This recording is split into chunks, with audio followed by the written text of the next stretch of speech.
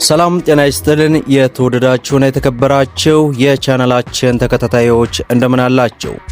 በዛሬው ፕሮግራማችን ላይ ሁለት መረጃዎችን በተከታታይ ወደ እናንተ የምናደርስና የምናስደምጥ ነው የሚሆነው። በመጀመሪያው መረጃችንም እንግዲህ ብዙዎቻችሁ እንደምታውቁት ከዚህ በፊት የ950 ሺህ ብር ቅድመ ክፍያ የመኪና ባለቤት አደርጋለሁ የሚል ከዚያ ድርጅት ጋር በተያያዘ እንግዲህ በዛሬው ዕለት አዲስ መረጃ ወጥቷል።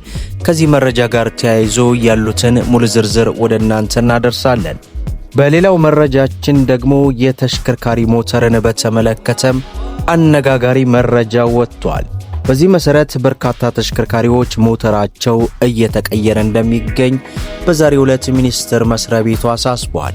ይህንና መሰል መረጃዎችን እንግዲህ አጠር አድርገን ወደ እናንተ እናደርሳለን። እንደምታውቁት በዚህ ቻናል ስለ መኪና ዋጋ ጨምሯል፣ ቀንሷል የምናደርስበት ነው።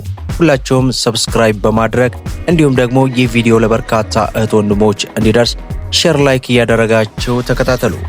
እንግዲህ ክቡራን ተመልካቾቼ ሁለቱን መረጃዎች አጠር አድርጌ ዝርዝራቸውን ወደ እናንተ የማደርስ ነው የሚሆነው። ከተሽከርካሪዎች ሞተር ጋር በተያያዘ እንግዲህ በዛሬው ዕለት በርካታ ተሽከርካሪዎች እየተቀየረ ወይንም ሞተራቸው እየተቀየረ እንደሚገኝ ሚኒስቴር መስሪያ ቤቱ ይፋ አድርጓል። የከተማ አውቶቡስ ሞተሮችን በመቀየር ወደ ተፈጥሮ ጋዝ አጠቃቀም እንዲገቡ ለማድረግ እየተሰራ እንደሚገኝ የነዳጅና ኢነርጂ ባለስልጣን በዚህ ሰዓት ይፋ አደረገ። የባለስልጣኑ ዋና ዳይሬክተር ዶክተር ደስታው ለአዲስ ዘመን ጋዜጣ እንደገለጹት ለነዳጅ እጥረት እንደ መፍትሄ የተወሰዱ ያሉ አማራጮችን ውጤታማነታቸውን በስፋት እየታየ እንደሚገኝ ገልጸዋል። በአሁኑ ወቅት በአዲስ አበባ የቤንዚን ሰልፍ የቀነሰው በኤሌክትሪክ መኪናዎች መበራከት መሆኑን ጠቅሰው ቀጣዩ ምዕራፍ ወደ ተፈጥሮ ጋዝ አጠቃቀም መግባት መሆኑንም አብራርተዋል። ለዚህም በቅርቡ በቃሊቲ በአዳማና በድሬዳዋ የጋዝ ማደያዎች ሥራ እንደሚጀምሩ ጠቁመው እንደ ዋና ዳይሬክተሩ ገለጻ የከተማ አውቶቡሶችን ሞተር በመቀየር ወደ ተፈጥሮ ጋዝ ማስገባት በዘርፉ ላይ ትልቅ እፎይታም እንደሚሰጥ ገልጸዋል። ከ3 ዓመት ተኩል በኋላ ደግሞ የሀገር ውስጥ የነዳጅ ማጣሪያ ግንባታን ሲጠናቀቅ 80 በመቶ የሚሆነውን የሀገር ውስጥ ፍላጎት መሸፈን እንደሚቻልም ገልጸው ለዚህም ጋዝ የማምረትና የኤሌክትሪክ የማመንጨት ፕሮጀክት በቢሊዮን ዶላር በጀት ሥራ መጀመራቸውን አውስተዋል። ትልቁ የባለስልጣኑ ግብ እንግዲህ የኢኮኖሚ ዘርፉን በነዳጅ እጥረት እንዳይቆም ማድረግ መሆኑን ጠቅሰው ደስታው በተለይ በሲሚንቶ ፋብሪካዎች፣ የኤክስፖርት ኢንዱስትሪዎችና የኮሪደር ልማት ፕሮጀክቶች በትኩረት ክትትል እየተደረገባቸው መሆኑን ጠቁመዋል። ለብነትም አዲሱ የቢሸፍቱ አየር ማረፊያ ግንባታ በአንድ ወር ውስጥ ብቻ 15.8 ሚሊዮን ሊትር ነዳጅ እንደሚፈልግ ጠቁመው በመጨረሻ በዘርፉ የሚታየው ህገወጥ ዝውውር ለመግታት ህብረተሰቡ ጥቆማ በመስጠት እንዲተባበር ጥሪ ማሳሰባቸውን ተመልክተናል። በሌላው መረጃችን እንግዲህ ከወራቶች በፊት በ950 ሺህ ብር ቅድመ ክፍያ የመኪና ባለቤት አደርጋለሁ ስላለው ድርጅት እኛም ከዚህ በፊት ሁለት ቪዲዮዎችን ወደ እናንተ ማድረሳችን ይታወሳል። በዛ ቪዲዮ ላይ እንግዲህ በቪዲዮዎቹ መሃል እናንተ ውሳኔ ከመወሰናቸው በፊት ማወቅና መገንዘብ የሚገባችሁን እጅግ በጣም አስጠንቃቂ የሆነ መልእክት ማስተላለፋችን ይታወሳል። በዚያም መልእክት ላይ እንግዲህ ከሰሞኑ ኮሜንት ያደረጋችሁልኝ አላችሁ። እንደምታስታውሱት ከዚህ በፊት መረጃውን ወደ እናንተ ይህንን ብቻ አይደለም ከዛ በፊት በርካታ ድርጅቶች ገንዘብ እንደዚህ 250 ሺህ ብር 350 ሺህ ብር ቅድመ ክፍያ አድርጉና መኪና ባለቤት እናደርጋለን ብለው እጅግ በርካቶች ለ5 እና 6 ዓመታት ከፍተኛ የሆነ አዘቅት ውስጥ ገብተው መረጃዎችን እየተከታተልን ወደ እናንተም እኛ ስናደርስ ነበረ።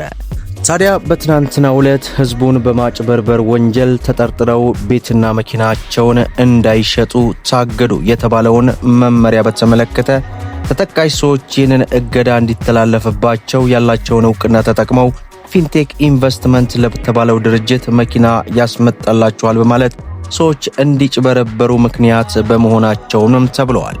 ከነዚህ መካከል እንግዲህ ሰራዊት ፍቅሬ መልቲሚዲያ፣ ሰራዊት ፍቅሬ ራሱ ግለሰቡ፣ ፊንቴክ ኢንቨስትመንት እንዲሁም ዳንኤል ዮሐንስ እንዲሁም ደግሞ ግርማይ ገብረ ሚካኤል አስገድ ኢያሱ፣ አብርሃም ግዛው ራሱ የኢንተርቴይንመንቱ ማለት ነው፣ አባይ ቲቪ፣ ናሁ ቲቪ፣ ሪፖርተር ጋዜጣ፣ ይገረም ደጀኔ እንዲሁም ዳንኤል ተገኝ፣ ሰለሞን ቦጋለ፣ ካሊድ ጀማልና መንሱር ጀማል እንደሚገኙበት ተገልጾ ሁሉም በኢትዮጵያ ባንኮች የሚንቀሳቀሷቸውን ገንዘቦች እንዲታገድ እንዲሁም በአዲስ አበባ መሬት ልማት ላይ ያላቸውን የማይንቀሳቀስ ሀብት በጠቅላላ እንዳይሸጥ እንዳይለወጥ መደረጉ ነው በዚህ ሰዓት የወጣው መረጃ ያስነብበን።